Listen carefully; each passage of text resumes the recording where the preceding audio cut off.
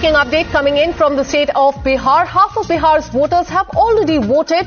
The stage is now set for the second and the final phase of the Bihar polling. That is on November 11. That is on Tuesday. Political parties will be making their final push today as the campaigning ends this evening. On the last day of the election campaigning in Bihar, Chirag Paswan has spoken exclusively with Times Now, exuding confidence. Union Minister has hit out at the Mahagathbandhan, claiming Rahul Gandhi and Tejasvi Yadav have used Muslims only for their votes. Have a look.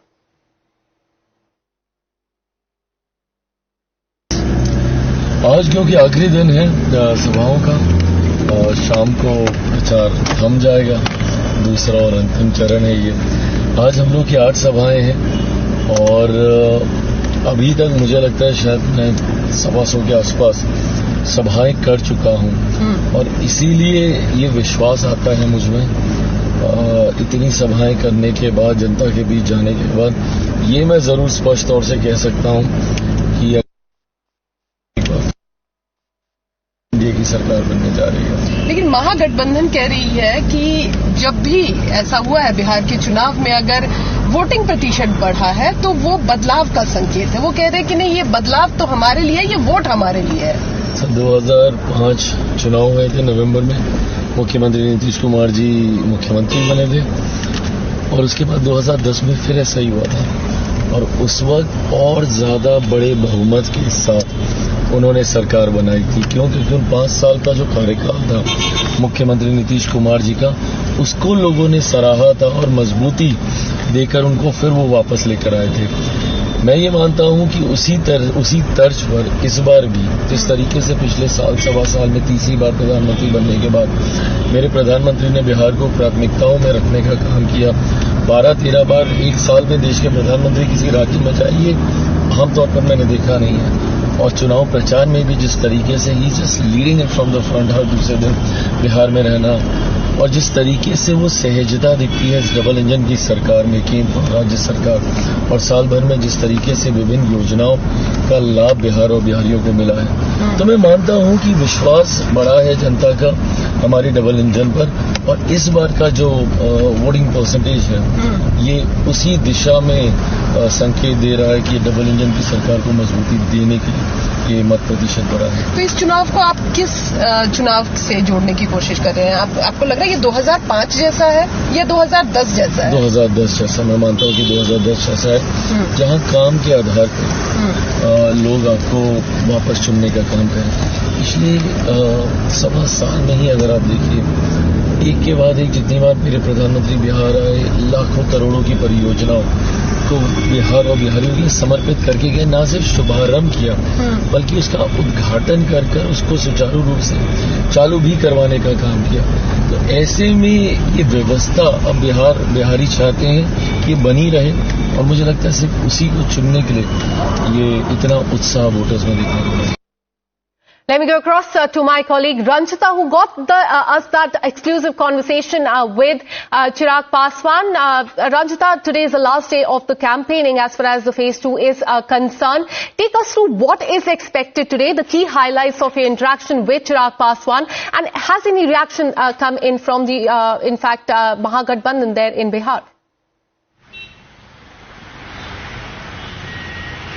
देखिए, जो exclusive बातचीत हमारी हुई वो प्रचार के लिए जब अपने आवास से निकल रहे थे और एयरपोर्ट के बीच में हमारी, क्योंकि बहुत टाइट शेड्यूल था, 8 से ज्यादा उनकी सभाएं हैं और आज अंतिम दिन है, 5 बजे से पहले सभाएं खत्म कर लेनी है। तो इस वजह से जो है वो हमारी बातचीत उनकी गाड़ी में हुई, चलती हुई गाड़ी में हम लोगों ने बातचीत की और उन्होंने सीधे तौर पर ये कहा कि जिस तरह से 2010 में एक प्रचंड बहुमत मिला था एनडीए की सरकार को, उसी तरह की तस्वीर इस बार भी दिखेगी। हालांकि वो इस बात को लेकर भी आश्वस्त थे कि जो एनडीए का गठबंधन है उनके बीच में आपस में वोट ट्रांसफर हो रहे हैं, क्योंकि लगातार महागठबंधन पहले फेज के चुनाव के बाद ये दावा कर रहा था कि खासकर जो पासवान कम्युनिटी है उनका वोट एनडीए में ट्रांसफर नहीं हो रहा है और यही वजह है कि पहले फेज में महागठबंधन को फायदा हो रहा है। हालांकि दोनों ही गठबंधन अपनी अपनी तरफ से दावे कर रही है।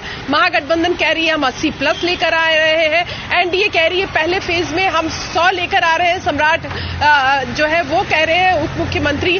तो ये एक आकलन अलग हो सकता है, लेकिन दूसरे फेज को लेकर भी कमर कस चुकी है सभी राजनीतिक पार्टियों ने, और खासकर सीमांचल को टारगेट किया जा रहा है। हमारा सवाल ये भी था चिराग पासवान से कि क्या जिस तरह के घुसपैठियों की बात गृह मंत्री कर रहे हैं, क्या वो एक चुनावी मुद्दा है सीमांचल में? ओवैसी कह रहे हैं चरमपंथी है ये पार्टियां, तो उनका सीधे तौर पर ये कहना था कि देखिए घुसपैठियों को हमेशा मुसलमान, मतलब घुसपैठिया इक्वल टू मुसलमान, ये परसेप्शन महागठबंधन ने और आरजेडी ने, कांग्रेस ने बनाया है। ऐसा बिल्कुल भी नहीं है।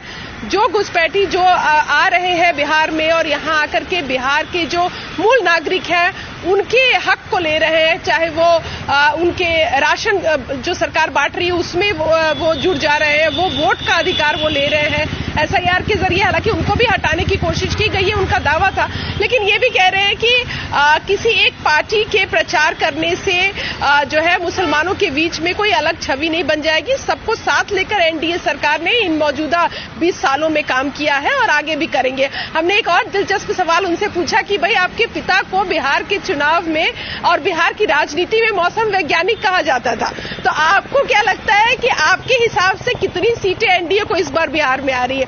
तो उन्होंने मुस्कुराते हुए ये कहा कि भाई उनके बेटे हैं, उनका खून है, तो कुछ जो प्रेडिक्शन है वो मैं भी कर लेता हूं। सीधे तौर पर वो कह रहे थे कि एक प्रचंड बहुमत दिखेगी आपको और बहुमत से बहुत आगे का आंकड़ा होगा वो। तो ये दावा चिराग पासवान ने टाइम्स नाउ से एक्सक्लूसिव बातचीत में किया। अब देखना होगा कि आज जब प्रचार थम जाता है, 11 को दूसरे चरण की वोटिंग होगी और 14 नतीजे के बाद आखिर बिहार की सत्ता पे किसका हक होता है, नंबर किसके साथ होता है और बिहार की राजनीति किस करवट बैठती है।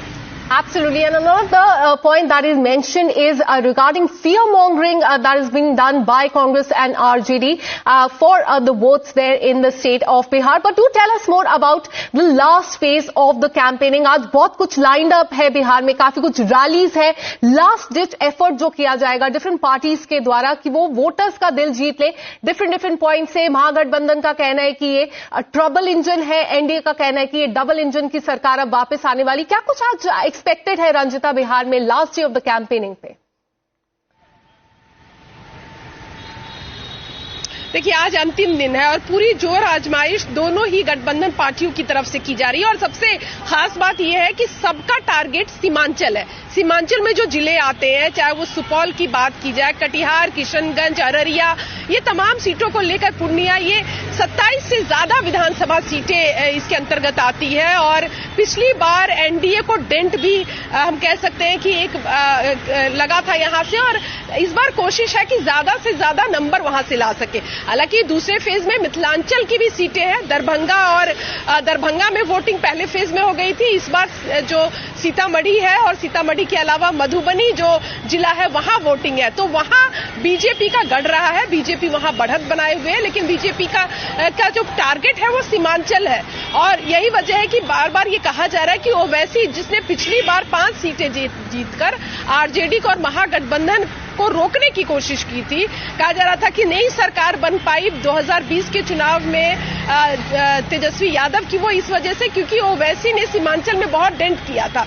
क्या उसी तरह की तस्वीर होगी या फिर उसे रिकवर कर जाएंगे महागठबंधन? क्योंकि महागठबंधन ये बार बार कह रहे हैं कि बिहार के मुसलमान पिछली बार भले ही भ्रम में फंस गए थे, लेकिन इस बार उन्हें पता है कि 5 या 8 सीटें जीतकर कोई बिहार का मुख्यमंत्री नहीं बन पाएगा और इस बात को बखूबी वहां के मुसलमान समझते हैं। और जो बड़े मुद्दे हैं, खासकर सीमांचल में घुसपैठियों का मुद्दा है, महागठबंधन कह रही है कि मुसलमान यहाँ निर्णायक भूमिका में होते हैं। किशनगंज में 70% मुसलमान है, यानी कि मुसलमान जिसको चाहे उसको विधायक बनाए, वहां इस तरह की स्थिति है।